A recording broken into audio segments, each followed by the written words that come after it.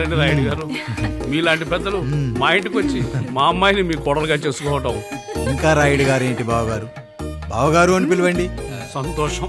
రండమ్మా. త్వరగా అమ్మాయిని పిలిపించండి, మా వాడు అసలే ఆగలేకపోతున్నాడు. మా వాడు చిన్నప్పటి నుంచి అంతేనండి, కక్కొచ్చినా ఏమొచ్చినా ఆపుకోలేడు. త్వరగా మీ అమ్మాయిని పిలిపిస్తే ఆ కళ్యాణం ఏదో చేసేద్దాం. అమ్మా జయమాలిని, అమ్మాయిని చూసురా.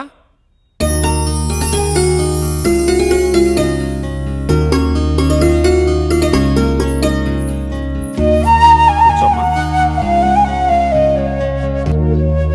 నువ్వు కూడా అబ్బాయిని చూడమ్మా.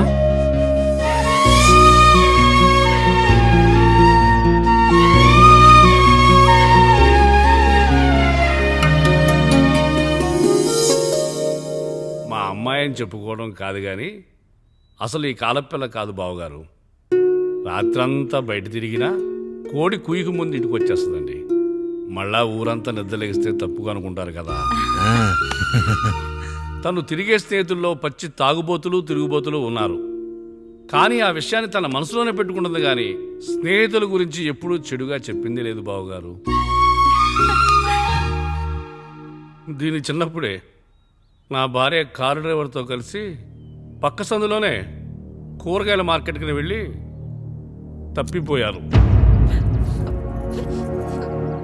అప్పటి నుంచి ఎంత వెతికించినా మా డ్రైవరు కనపడలేదు, నా భార్య దొరకలేదు.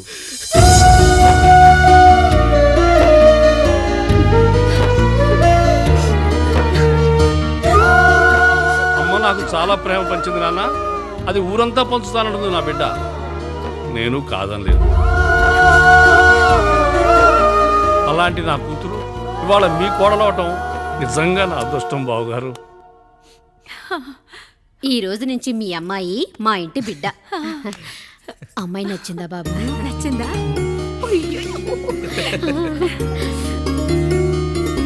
వాడికేం తెలుసు అన్నయ్య గారు, చిన్న పిల్లాడు. ఇప్పటికీ ఆకుని చెవులో పువ్వుని నోట్లో పెట్టుకొని తిరుగుతూ ఉంటాడు.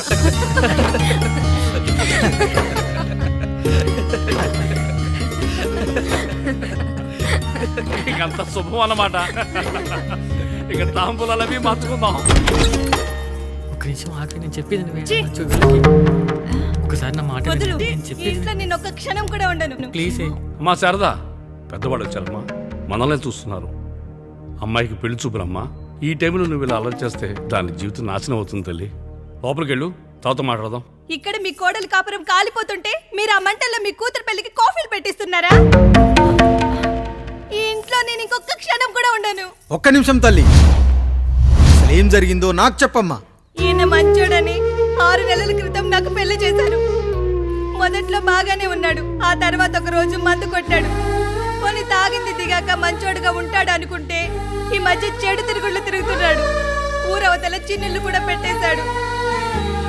మీరే చెప్పండి రాయుడు గారు, ఈ ఇంట్లో నేను ఉండాలా, వెళ్ళిపోవాలా, ఈయన్ని వదిలేయాలా, అక్కర్లేదా? వదిలేయాలమ్మా. వదిలేయాల్సింది నీ భర్తను కాదు, అతనిలోని లోపాలు. ఆశ్చర్యపోతున్నావు కదూ? ఒక మగాడి బాధ సాటి మగాడిగా నేను చెప్తానమ్మా.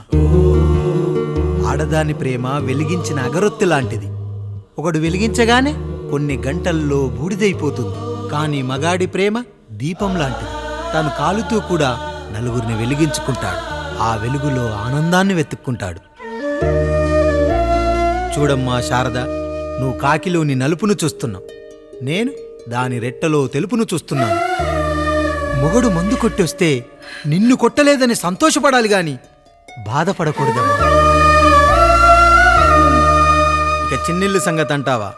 రుచిగా ఉందని లొట్టలేసుకుంటూ సగం తిన్న బిర్యానీలో కుక్క మూతి పెట్టిందని తెలిసాక దాన్ని పారేసుకుని ఆకలిని చంపుకోవడం కంటే నాకింది మనింటి కుక్కే కదా అని దాని మూతిపళ్ళు రాలగొట్టి ఇంట్లో కట్టేయాలి. నీ భర్త కూడా అలాంటి కుక్కలాంటి వాడేనమ్మా.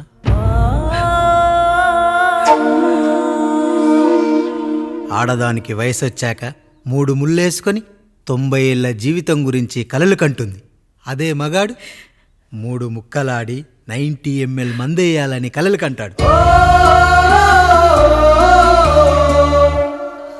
హౌస్లోనికి హౌస్ కీపింగ్కి తేడా తెలియని అమాయకపు జాతి అమ్మా మా మగజాతి.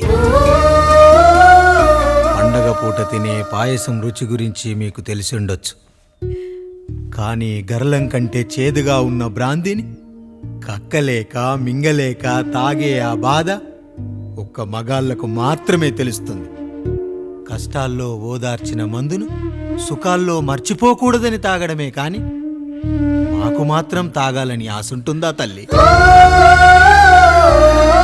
చివరిగా ఒక్క మాట, కష్టాలు పొంగల్లో మిరియాల్లా మనకే వస్తాయి, కానీ సంతోషాలు ఉప్మాలో జీడిపప్పులా పక్కనోడుతూ ఉంటాయి.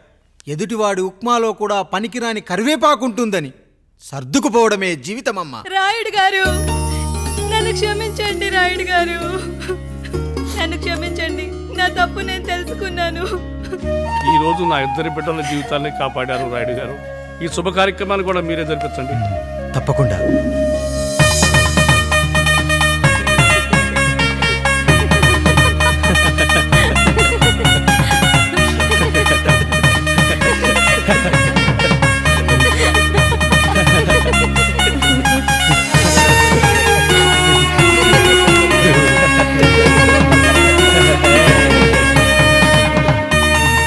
రాముడు, పండు, మీరు దీవించండి.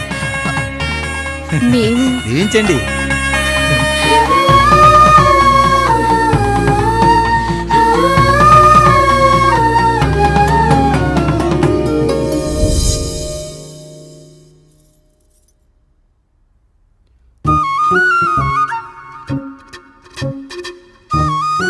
తింటారా?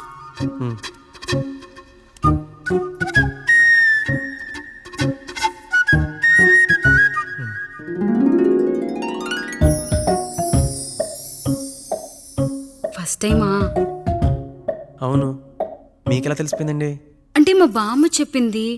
శోభనం గదిలో అనుభవం మగాడైతే మామిడిపండు పిసుక్కొని తింటాడు, అదే లేనివాడైతే మీలా ఇలా అరటిపండు ఓపిగ్గా ఒలుచుకొని తింటాడు అని.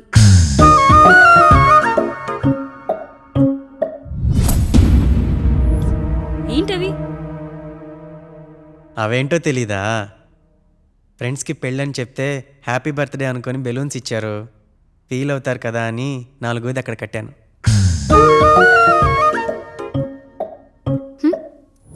ఈ అన్నీ వచ్చాడు.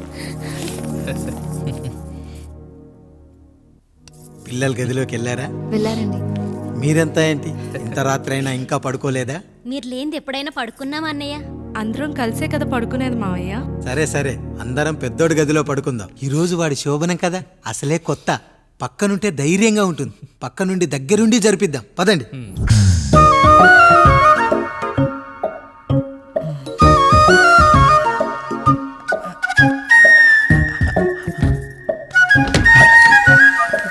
కానివ్వండి రా, కానివ్వండి. మీరేం మావయ్య ఇక్కడ పడుకుంటున్నారు? అదేంటమ్మా పెద్దోడా, చెప్పలేదా? మేమంతా కలిసే పడుకుంటామమ్మా, నువ్వు మాతో పాటే. అవును భార్గవి. మీరు ఊరుకోండి, మీరు ఇక్కడ పడుకోవడం నాకు ఇష్టం లేదు మావయ్య.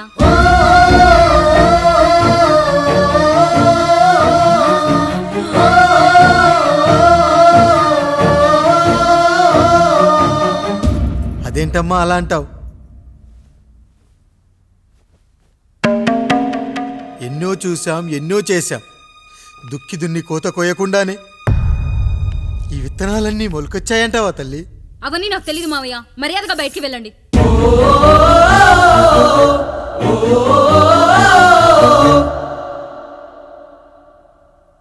కనీసం ఆ మూలనైనా పడుకుంటామమ్మా, నువ్వైనా చెప్పరా పెద్దోడా? అంటే తను ఇబ్బంది పడుతుంది కదా నాన్న.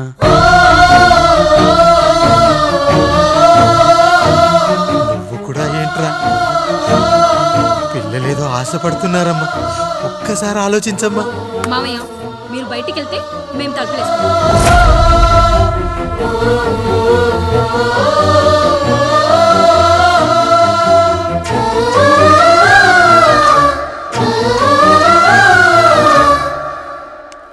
వేసుకోండి అమ్మా, వేసుకోండి, తలుపులు వేసుకోండి.